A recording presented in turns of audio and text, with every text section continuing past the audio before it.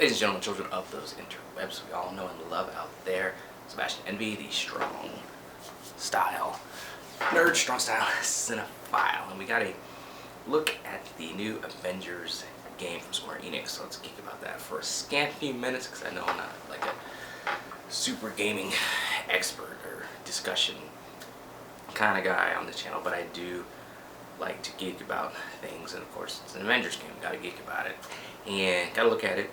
From what we know, the story starts on A-Day, which is a celebration of the Avengers.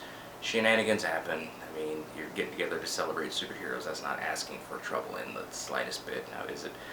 Things happen. Somebody, attacks. People die. Captain America apparently dies. And then the story picks up 5 years later. The Avengers have disbanded, but of course, some evil has brought them back together. And that's where we are. We're thinking it's going to be a third-person perspective game. There's reports that you're going to be able to play as all the heroes, and I'm wondering if that's going to be throughout the game. You can play as whoever, whenever you want to, or if they're going to be level-specific people that you have to take, or maybe like on this level, this mission, you can use, X, Y, Z, as opposed to this mission where you can only use like A, B, C, or something like that. Conspicuous by his absence in the trailer is Hawkeye. One of the big scuttlebutts about the reveal trailer was the fact that they don't have the license for the movie actors, so they're more comic booky in design. But even in those comic booky designs, there's a lot to be desired as far as Black Widow and Captain America. Especially Captain America, it looks like somebody took some police SWAT riot gear and spray painted stars and stripes on it. It looks really, really bad. Really bad. So bad.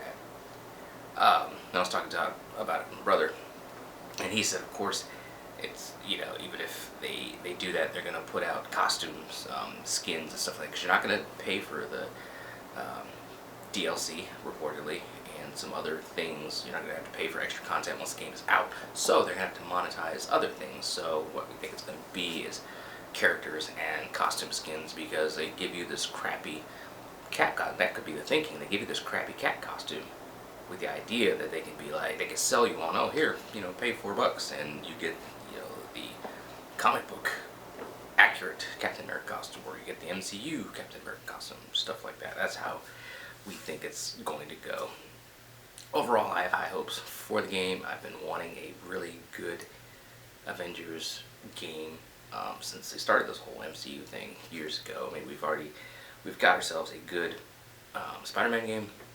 The Batman games, as I've said many, many times in many of my videos, and I'll continue to say, I'm tired of Batman. Batman is way overexposed, and I'm just tired of him. But I know he's Warner's cash cow, etc., etc. But Arkham series, even Arkham Origins, even though it was made by a different developer and all that drama surrounding that game, was a good game. It made you feel like Batman. So I've been waiting for a game that does the same thing for the Avengers. We apparently have that now with this game. So I'll be definitely on the hook for more details, try to find out more information. I can find out as it comes, because I'm genuinely interested in it. I'm going to see if it takes pre-ordering to make sure I get into whatever betas that they have for it, to kind of get an early look at it and kind of see, how it is. And I'll be sure to let you guys know how it is. So anyway, those are my thoughts on the Avengers game. It's lackluster in its design, visuals. They've said that they are going to, they're listening, and they're going to amend things, kind of tweak the designs as they go, because they're listening to the fans and that sort of thing. And it's like one of those things where it's like we're getting into that slippery slope of letting people dictate to artists like what, their art, I guess. I mean, I've heard that I've read and heard that being some of the backlash about these kind of decisions, like with Sonic the Hedgehog. When that trailer was put out, everybody just crapped all over the design for Sonic. I hated it myself. So they said, hey, we're listening, we're going to redo it. But then you have some artists who are like, why should they have to? This is their creative interpretation of it. It's the same thing with the controversy with the ending of Mass Effect 3, where they put out an ending and everybody crapped over it, so they went back and amended it in a way. And people were saying, well, they shouldn't have had to do that. What they wanted for the ending was their ending, was the writers, the artists, the creators' ending. They shouldn't have to feel like they have to appease, you know, certain a certain base that didn't like it and have to go put in a whole bunch of extra work just to please them. Because you put out something, you're not going to please everybody. You never will please 100% of the people that you're putting stuff out to. So why feel like you have to do gymnastics and stuff to make those people like you when they're not going? Not everybody's going to. So that's the kind of the some other stuff that I've seen with the Avengers and the costume choices and them going back in to change it, and just any idea of people coming to change things after the fact. So that's a debate going on. As a creator, as an artist, myself, I'm kind of in the camp of what I put out is what I put out. Why should I change it? It was my vision. There's I love fan films. Made a couple myself.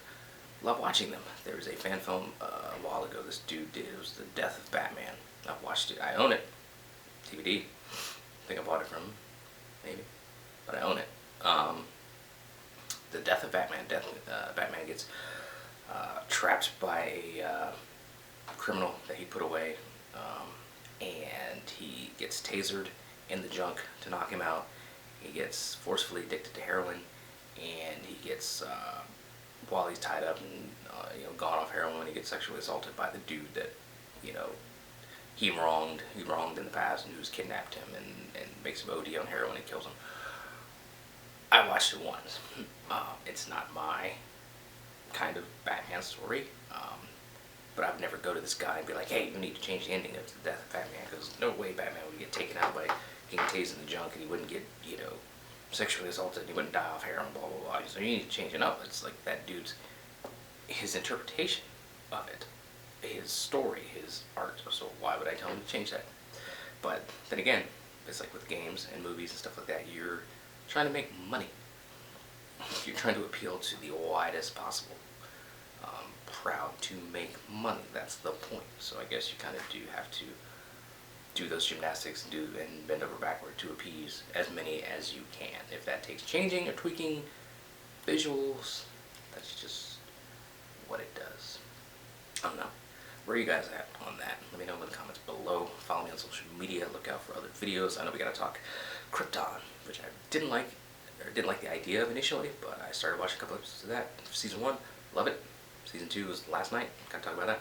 Swamp Thing and the Justice League Dark team up that wasn't, and stop motion Spotlight, and yeah, a lot of things I still gotta get to today and tomorrow. That's CWF this weekend. A set of tapings for CWF TV. I'm excited for that. Love working for CWF and the what we do there. You can YouTube CWF and check that out if you're so inclined.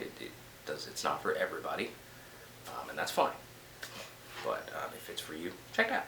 See what we're doing. Anyway. Let's geek.